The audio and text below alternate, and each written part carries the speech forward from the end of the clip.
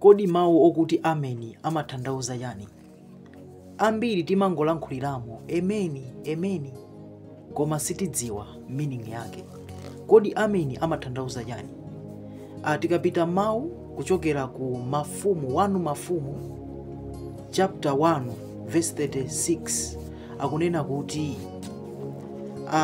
kuti Benaya anayankha mfumu kuti ameni Yehova achite motero kuti zikhale momwemo, kutanthauza kuti mawu okuti ameni amatanthauza kuti zikhale choncho, kapena ndikugwirizana nanu, kapena ndikugwirizana nazo. So mawu onena kuti ameni ndi mawu amene ndi ovomereza. Chifukwa yake mwina munthu uja akapemphera namaliza ndi chifukwa yake tonse timanena ameni, kutanthauza kuti zimene timapempherazo tikugwirizana nazo kuti tili limodzi.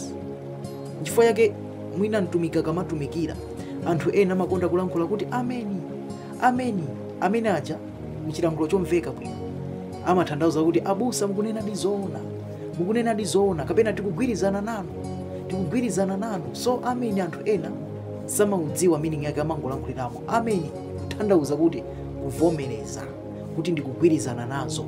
Ameni means ndikugwirizana nazo, kapena tili limodzi, ndi choncho ndikuvomerezana nanu, ndi meaning ya ameni. Mulungu akudalitseni. Ndikukhulupirira kuti amene simumadziwa meaning ya ameni lero lino mwadziwa. Mulungu akudalitseni komanso Mulungu akuthandizeni. Amen.